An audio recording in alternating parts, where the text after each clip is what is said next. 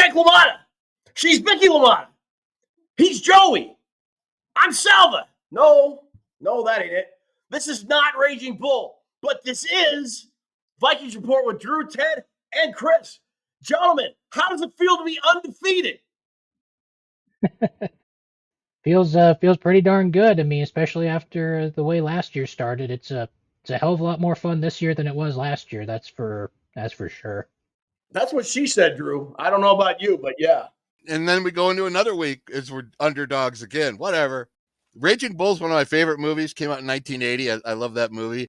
How they filmed it in black and white. Boxing was definitely thought of in our memories and in our association. Boxing was a black and white sport, so it seemed perfectly reasonable to shoot it in black and white. Listen with him. Why does he have to make it so hard on himself? If you beat Sugar Ray, you'll get a shot at the title. You feel that way? There's no one else around who wants to fight me. They're all afraid. Scorsese did a really good job with that. And something I realized when I rewatched it, Frank Vincent, who plays Salvi, also played Billy Bats on Goodfellas. And Joe Pesci kicked his ass in both movies. Joe Pesci played the brother of Jake LaMotta. Which was his first really big role, and subsequently wound up getting him cast in roughly every mafia movie ever created by Hollywood. Pesci's one of my all-time favorite actors. I love that guy. That dude's awesome. You know what's funny? It's the guy that played Tommy Como, who is supposed to be Frank Carbo in real life, but they didn't want to use Frank Carbo's name because he's killed people. But the guy who played Tommy Como was Coach from Cheers. It's such a different character because Coach, if you remember the show, was like this bumbling kind of dopey guy, and the character in Raging Bull was not that. No, he was the guy that was in charge of all the fixing. Boxing was really dirty back in the 40s and 50s. It was all fixed, and and he was the guy that did it all. He was the czar of boxing, they called him, old Frankie Carbo. Besides Chuck Wepner and Tex Cobb, I don't think anybody had a harder job than Jake LaMotta. I mean, that guy. Rocky Marciano. Rocky Marciano would just walk in and just let you hit him until you got tired, and then he would knock you out. Yeah, that's true. But you're right about Jake LaMotta. I don't know that anybody took more punishment than Jake LaMotta. The most punches ever landed modern day boxing in one round was, I think, 61 or 65. Jeez. In the ninth round of the Curtin fight, Jake LaMotta in the ninth round landed 104 punches on the guy before he put him down.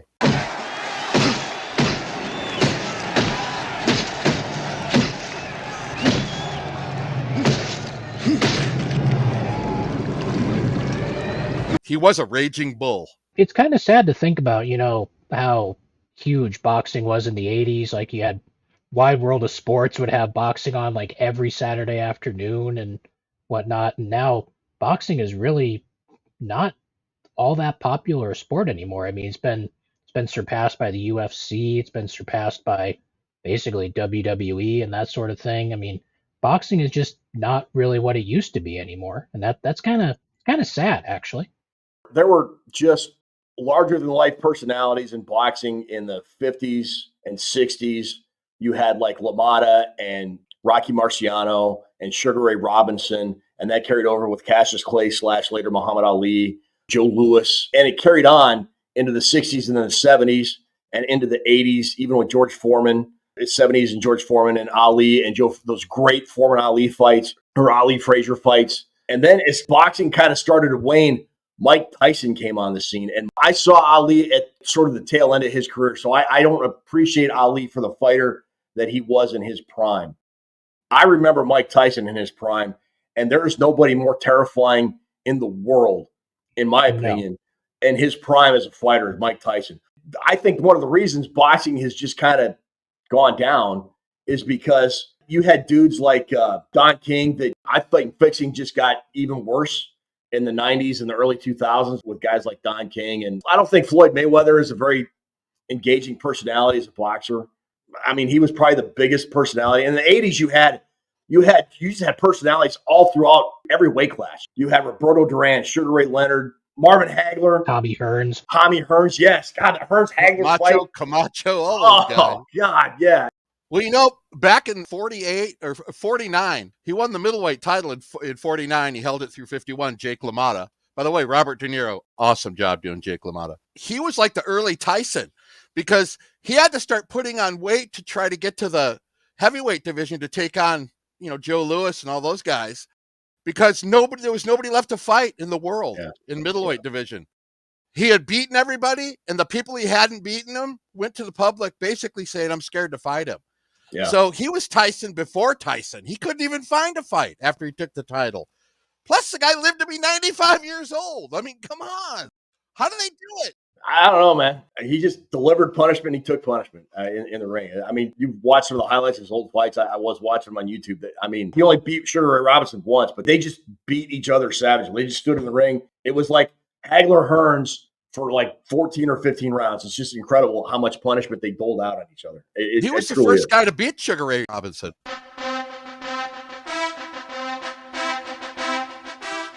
Yeah, we got a big show tonight. Got some Vikings news, some sad Vikings news coming up, but some news regarding the hated opponent to the East because it's hate week.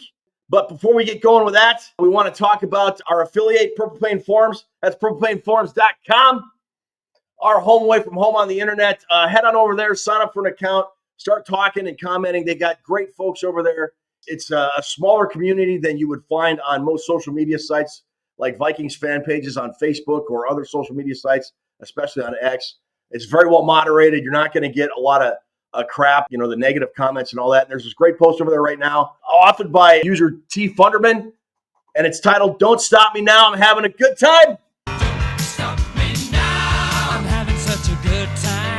It's not by Queen, but it goes into how much different this team is and the start from last year, and it's using EPA or expected points added. And I mean, it gets you from the very beginning, and it just compares Alexander Madison's start last year to Aaron Jones this year. And EPA is each play and how that play adds to the potential of the offense scoring. And both Aaron Jones, for example, and Alexander Madison have touched the ball 56 times, either catching the ball or running the ball. Alexander Madison's EPA at this point last year was minus 8.064. Aaron Jones is plus 4.487. I know it's an advanced metric and we don't really do stats, but that tells you that's a lot better than the Vikings started off last year. That's just an example. He really breaks down the offense as a whole, compares Darnold to Cousins, the defense. It's really a great read. So head on over to Purple Plain Forums. That's purpleplainforums.com. And when you're done there, head on over to Daily Norseman. That's dailynorseman.com. Run by our very own, not really raging bull, Christopher Gates, right above me, right there. He's run that site since its inception in 2006. At some point, SB Nation said, hey, Chris, you want to become part of our sports-affiliated network? He said, sure, why not? And so it's now SB Nation's official Minnesota Vikings website, the Daily Norseman, dailynorseman.com. So head on over there. That thing you just mentioned about that dude's EPA or whatever it was, Lawrence Funderburk? Yeah. T. Funderman, user T. Funderman. T. Funderman. That falls right into my tasty tidbit. It's right along the same lines of that later. So hold that thought, because before we get to that, we're going to really gloss over last week's Nobody Cares About Fantasy Team results because I sucked. Who won last week, Drew?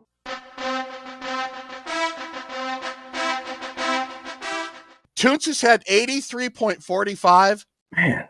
I had 83.25. That's close. I had her beat, but she had Mahomes late, and he ended up getting 2 decimal points higher than what I got. So she won for her second straight week, but it's kind of a tie since we both had 83. Chris got second, and then you got third.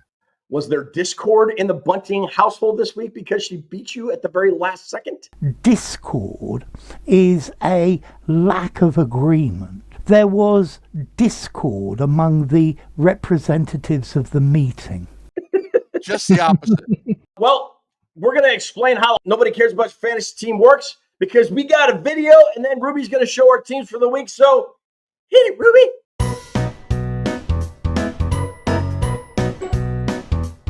As always, it is a standard PPR scoring format. Every week this year, Drew, Chris, Ruby, and I will pick 1 quarterback, 1 running back, 2 wide receivers, and 1 tight end. Every week you will pick the team you think has the best chance of winning. Put your entry in the comments below here. Don't hit us up on our Facebook page. Don't hit us up on X or Twitter or whatever Elon Musk is calling it. Every time we pick a player, we can only pick that player 1 time throughout the course of the season. So it's done. So if we don't pick a player and that player gets hurt for the season, too bad for us. We can't use them. We don't know the picks beforehand when we send picks in, and we don't pick the players that are playing on the Thursday night game because that might give one team that you folks might pick sort of an unfair advantage in case they go off and get like 40 or 50 points, whatever the case may be. The big change to this year, in years past, we've given you 3 points for first place, 2 points for second place, 1 point for third. This year, you get all the points that you would get in a standard PPR format week if you play fantasy football. So, for example, if you pick my team and I score 75 points in 1 week, and then you pick Chris's team and they score 75 points in week 2, you have 150 points throughout 2 weeks. And that keeps going throughout the season. Conversely, if you pick like Drew's team and they only score 10 points, and then Ruby's team and they score like 300 points, then you have 310 points. It gives you a chance to catch up if you kind of fall behind. Whereas in past seasons, if you weren't doing so well, it was kind of hard to catch up. So this year, you can kind of fall back in the pack pretty fast. So standard PPR scoring format all season, and you accrue points throughout the year. You can find a leaderboard throughout the season on VikingReport.com. Ruby will keep that updated for us. And we've got a really awesome prize for our grand prize winner this year. It is a Justin Jefferson jersey. Put it up on the board for our championship. Second place is a nice Stephon Diggs Vikings jersey as well.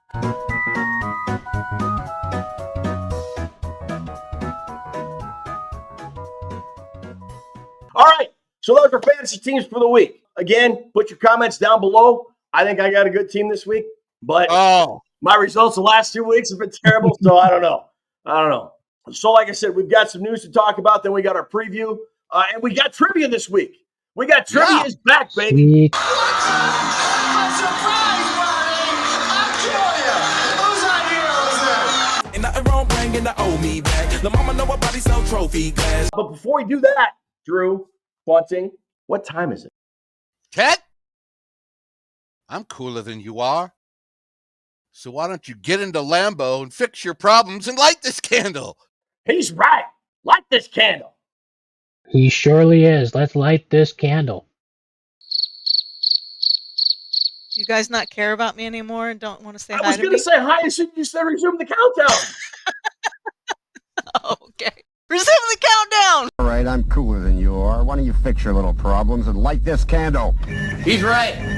Let's light this candle. He surely is. Light the candle. Yes. Resume the countdown.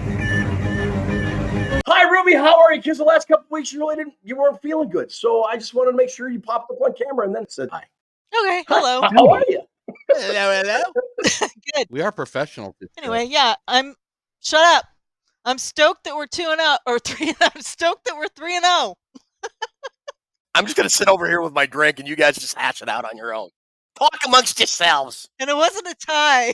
Good. Well, I'm glad you're feeling better. But don't kick my ass this week in fantasy. I think I got a good team this week finally. Dude, she won taking Naylor.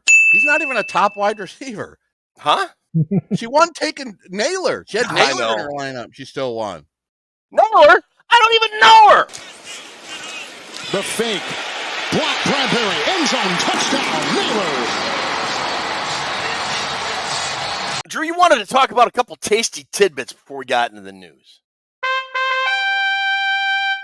Basically, I want to talk about rushing, defense and offensive rushing.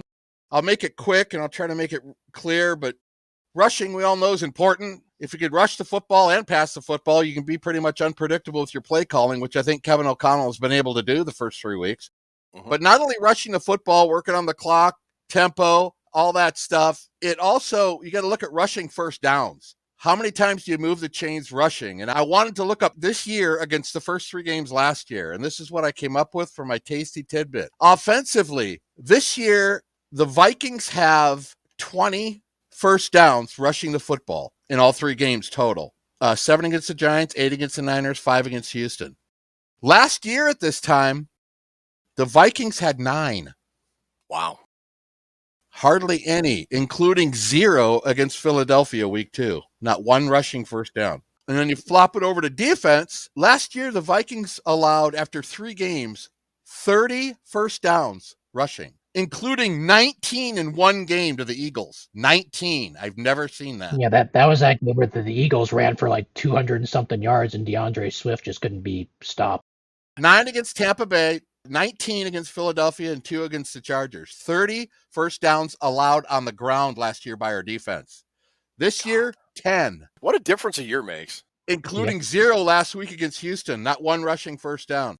So I wanted to look at both the offensive rushing and defensive, and it basically comes down to tremendous change after 3. I know it's only 3 weeks, but and offensively, the Vikings have rushed the ball for 375 yards in 3 games. That's 146 more than we had after 3 weeks last season. My tasty tidbit is red zone. Last year, the Vikings were one of the worst teams in the red zone in the NFL on offense. This year, through 3 games, Sam Darnold is first in the NFL per PFF, the PFF passing grade. He's 82.2. He's first in completions with 14. He's first in touchdown passes with 6. And he has no turnover-worthy plays. I think at this point last year, after 3 games, the Vikings had at least 3 turnovers in the red zone, to include, 2 or 3 turnovers or interceptions by Kirk Cousins. I think he had a turnover in each of the first 3 games in the red zone. Yeah, because he had one against Tampa. He had that 99-yard pick 6 against Carolina, and he had one against Philadelphia too. So it was ugly. And then JJ also had that fumble out of the end zone. Well, I don't know if that was in the first half, but whatever. But I think it was. Yeah. So the Vikings are not only playing better on defense, they're converting their opportunities when they're in the red zone. They're not wasting those opportunities as well. One area translates over to another. I mean, the Vikings allowing 30 rushing first downs after 3 weeks last year, only allowing 10 this year, has made that pass rush turn into 16 sacks. And it helps the secondary, and it helps the pass rush. It helps everything. One thing rolls into the other. It's just beautiful to see. Yeah. All right, on to some news. And this is very sad news for me personally. Tommy Kramer put an announcement out on Facebook and on Twitter or X, and I don't know if he put it on other social media platforms. Those are the only 2 I have. He said with Brett Favre's announcement, and Brett Favre, if you missed that, he announced he had Parkinson's disease. He said, I feel it's best to let everybody know I was diagnosed with dementia just over a year ago at the NFL Cleveland Clinic. Doctors say I have anywhere from 2 to 10 years. Just had my year checkup, and it hasn't advanced, and I've been sober for almost a year now, which will definitely help. Please, no sympathy. I've lived a great life and wouldn't change a thing. Nobody wanted to win more than me, and I never gave up, and that's exactly how I'm going to battle this. Football is the life we chose to live, and sometimes stuff like this can happen. I'm grateful to the NFL for the opportunity, and I'm glad they are trying to do things to protect today's players. Financially, I'm fine, but I know there are players out there who I played with that need all the help they can get. Unfortunately for me, the NFL will only try to help out with any of my medical bills and therapy, what my personal insurance won't cover. I'm hoping to bring some awareness so the NFL will be able to help others and future players who are battling illnesses like myself. It's still all about the fans for me. As long as I'm able, I'm going to continue to be out there and travel to the small towns, which I love most, to meet the fans. Thank you for all the support. And always remember, we're not here for a long time. We're here for a good time. TK. There's a reason I have that jersey up above everything else, all the other jerseys in the background, because Tommy Kramer was my first hero, and he still is. I wanted to wear number 9 when I played football in high school. We couldn't wear single digits, so I wore 19. Number 9 was my practice jersey. I'm on a bowling team now. I still wear 19. I love Tommy Kramer. This one hits me pretty hard, and I just wish nothing but the best, peace and comfort for Tommy Kramer. This is, you hate to see your childhood heroes grow old and see stuff like this happen, guys. This just sucks, man. No, absolutely. And it's a reminder that, we cheer for these guys and we see them on the TV screen or at the stadium or whatever. And, that they eventually move on and, they kind of tend to fade into the background and we forget about them. But football is an absolutely brutal pastime. I mean, the hits these guys take, the shots these guys take. And I know back in the 80s, they used to glorify that kind of stuff. I mean, you subscribe to Sports Illustrated, they send you a 45-minute VHS tape of dudes just getting their heads knocked in to like Bon Jovi music and whatever, because that's what the NFL was marketing back then. But now, you get these guys like, Tommy Kramer has dementia and Brett Favre has Parkinson's and, all these guys with CTE and whatnot. And, hopefully the advances in some of the helmet technology we've seen and whatnot. And, we talk about how the rules kind of tend to protect the offensive players or whatever, but that's beneficial to these guys.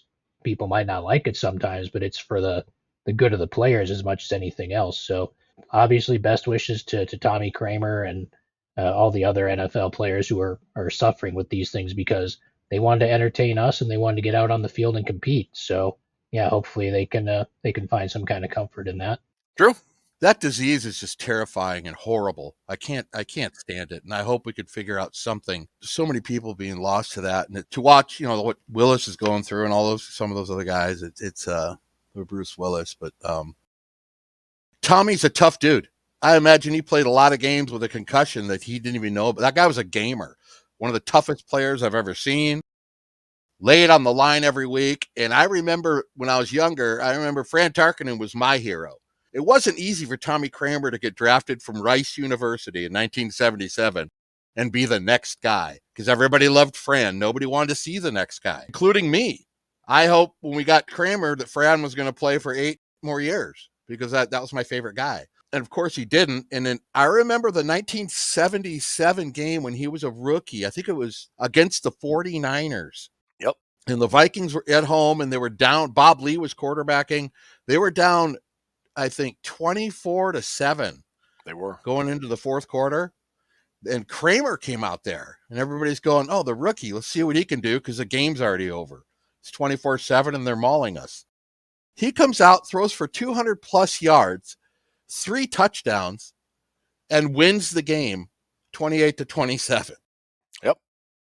That was it for me. I was, so long, Fran. We got our new guy. It just made it.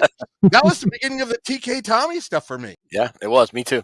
Picked it up from there, and he and Tarkenton still hold the throne as the top 2 quarterbacks, and I'm sad to hear about this.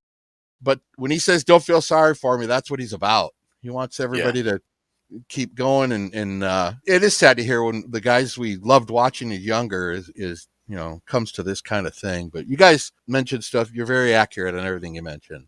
It's a sad day.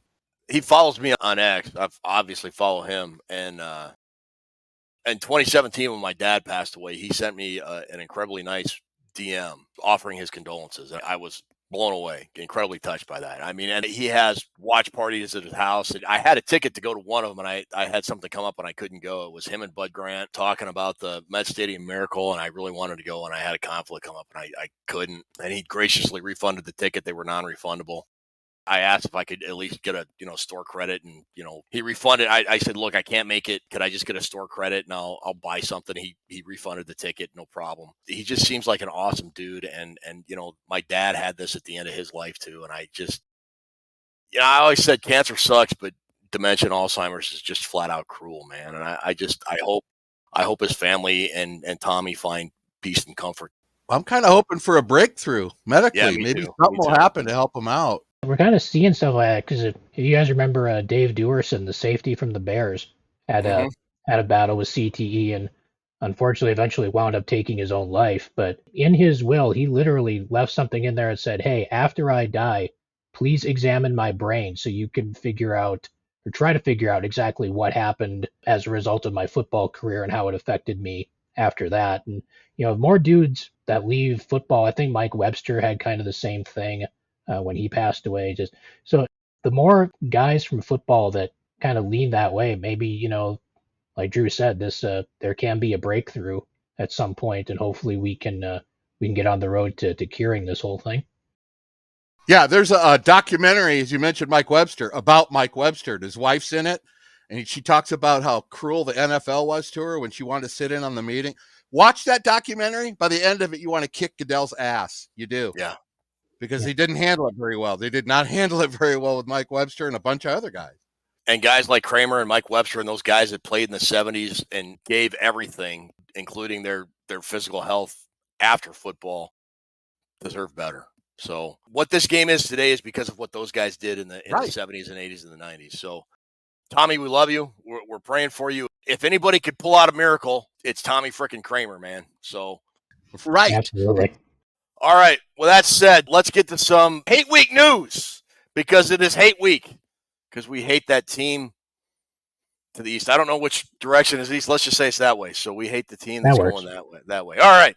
Last week, as we know, there's a moment of absolute stark raving terror when Sam Darnold, of all people, went down, got up, took about 3 steps, went back to the turf, and then Nick Mullins came in.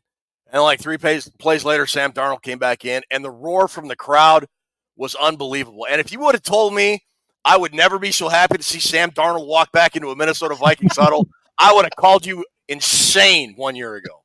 but he had an MRI, and the Vikings dodged a bullet. He's a full practice participant, so he's good to go. It looks like Jordan Addison is going to be returning this week. Pace Jr., I think, could return this week. So the Vikings, other than TJ Hawkinson, are looking good from a health perspective, Chris. Yeah, they are. I mean, Addison is the first time he's practiced since week 1. I mean, he said he was limited, but I'm sure he's going to be trying to ramp it up as we get closer to Sunday. Dallas Turner was back on the practice field today, so that should help the defense. Speaking of the defense, a quick shout out to Jonathan Grenard, your Week 3 NFC Defensive Player of the Week, for his 3 sacks against his former team. That was pretty awesome. But yeah, the Vikings are starting to get healthy, and you're exactly right. They dodged a real bullet. And like you said, if you'd have said a year ago, we'd be saying that the Vikings really dodged a bullet because Sam Darnold was healthy. Yeah, nobody would have believed it for a second. But yeah, that guy's been great the first 3 weeks. So we're happy he's okay. Drew, you think Jordan Addison's gonna suit up this weekend? Yeah, it kind of sounds like he is. One of the luxuries you have when you have quality depth, and I'm going to say it right now, I think the quality depth the Vikings have is right up there with the best in the league. I do too. But who has quality depth? The quality depth you have, the luxury of that is you don't have to bring guys back right away. If you got guys like they played in Houston, they didn't miss a beat last week against the Texans. Let me ask you guys a question. Did they miss Dallas Turner or Jordan Addison last week? No, didn't miss Ivan Pace either. The Vikings have built this team with quality depth, and I think they started in the offseason, and I think they realized they were too thin all the way across the board, and it just so happens that the guys that they're getting could start for other teams. When you got your depth that could be starting on other teams, you got something going on, brother. Mm-hmm. Yep. Now, on the other side of the ball, the big question mark for Green Bay is the quarterback position. Jordan Love sprained his MCL in week 1 against the Eagles on that god-awful playing surface down in Brazil. Malik Willis has been playing really good football in his place, believe it or not. Great job by Matt LaFleur to change his offense in basically after the beginning of the season to adapt to what Malik Willis does well.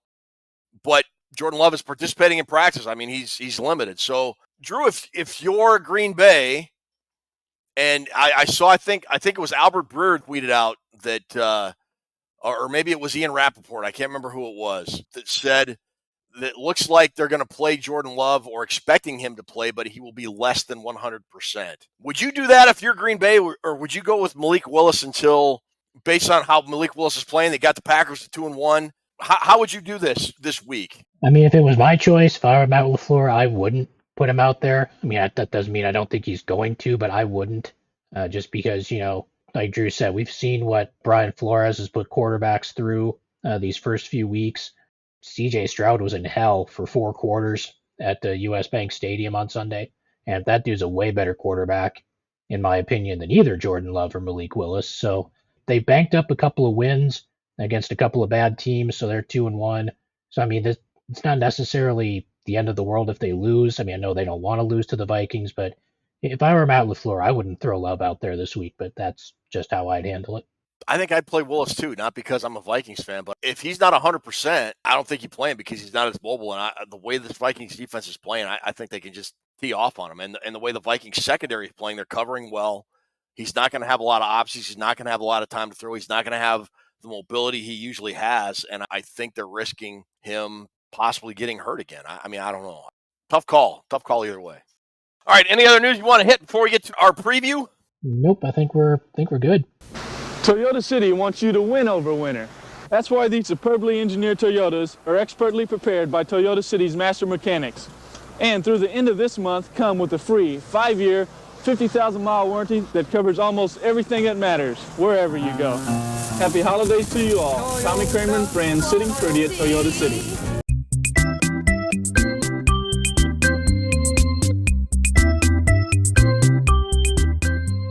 All right, welcome to Toons' Trivia. This week, I did a Cousins versus Darnold. This is not really a trivia section, but it's more like what were their stats compared the first 3 games of each one being in Minnesota. So it's not really a trivia, but you just have to guess who did what. Robert W. Farnsworth here. Trivia's back on Vikings Report. Sorry. I'm sorry. All right, you guys ready? So who had the best average completion percentage? I'm gonna say I'm actually gonna go with Cousins on this one. I think. Yeah, I'm with Chris on this one. All right. Well, we're one team, so we'll go Cousins. All right. You were wrong. Wow. All right, let's stop listening to me. I clearly have no idea what the hell I'm doing here. Toots is with the points. What's your name? All right, for Fantasy 200. football champion? We've only had 3 weeks. Come on. Which QB had more TDs? Well, Darnold has 6. No, he's got 8. 8. Like I said, Darnold has 8. Yeah, that's Darnold. I don't think Cousins had 8 TDs in his first 3 games with the Vikings. So yeah, I gotta go Sammy. Yeah. Okay. All right. Oh, it was close. It was closer than I thought. All right, very nice. All right, for 300.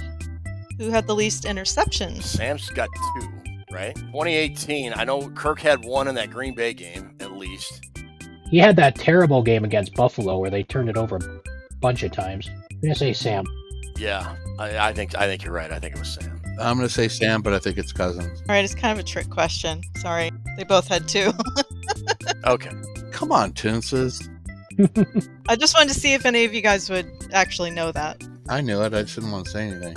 Right. For 400, which QB had more passing yards? Darnold hasn't had a lot of yards. Yeah, I know Kirk had at least one 300-yard game. I don't think Sam's had one yet. No, Cousins.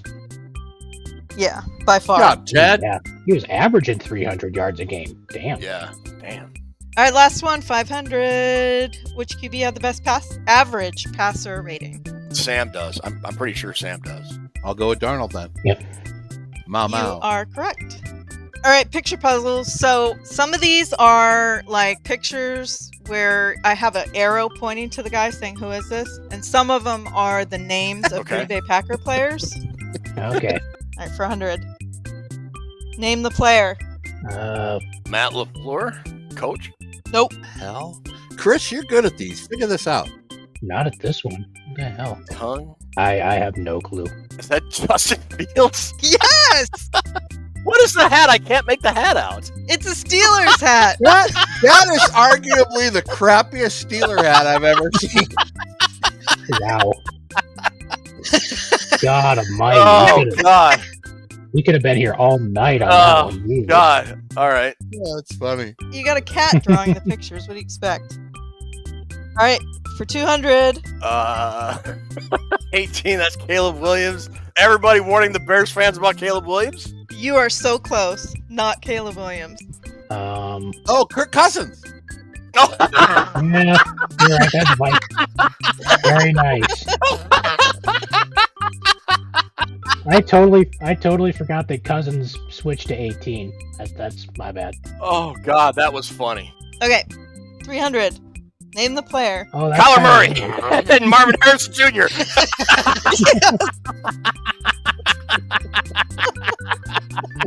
I was just surprised that I could read Call of Duty on the little box. Oh, is that what it said on the card? Or on the game cartridge? Yeah, Oh. yeah, it's Call of Duty. Steven drew him like a tiny midget he is. Oh, my God. Kyler Murray always makes the trivia, doesn't he? God. All right, for 400. Who am I? I told you to get out of it. Oh, Tyreek Hill. Wow. Look at the cop. Oh, Hey, God. back up there. I want to see the cop. I can't. She even had red hair on Tyreek Hill. All right. What the hell? Who am I? That? All right, Oh, so that's that's Adam Thielen. Oh, that's Adam Thielen. What did you do to Ziggy Wilf? My God. Ziggy Wolf looks like something out of a really scary sci-fi. He looks like a gay founding father. My God. He looks like Hedley Lamar from Blazing Saddles. That was terrible. Oh my God. That's a Revolutionary War After Dark. My God. Oh, sweet Jesus. Okay, next category. These are Green Bay Packer players that are on the current roster.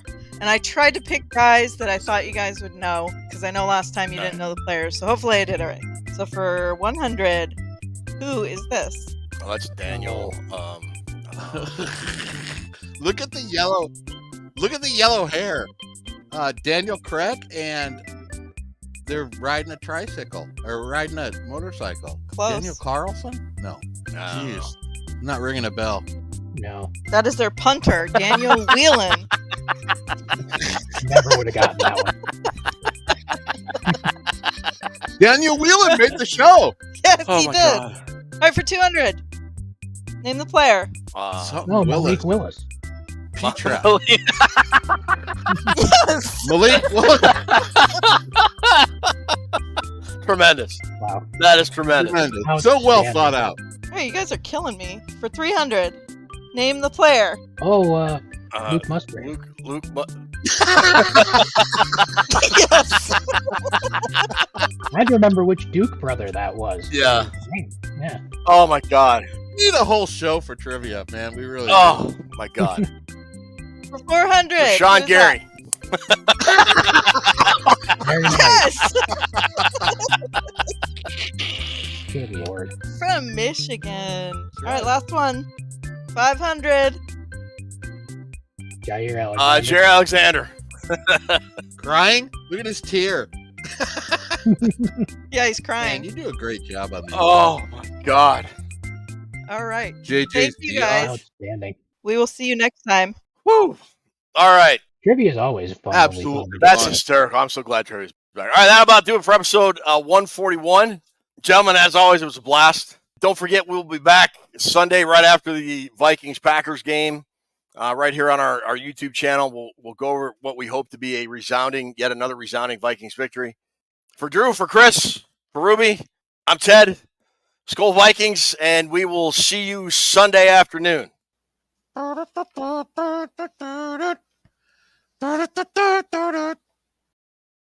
got nothing.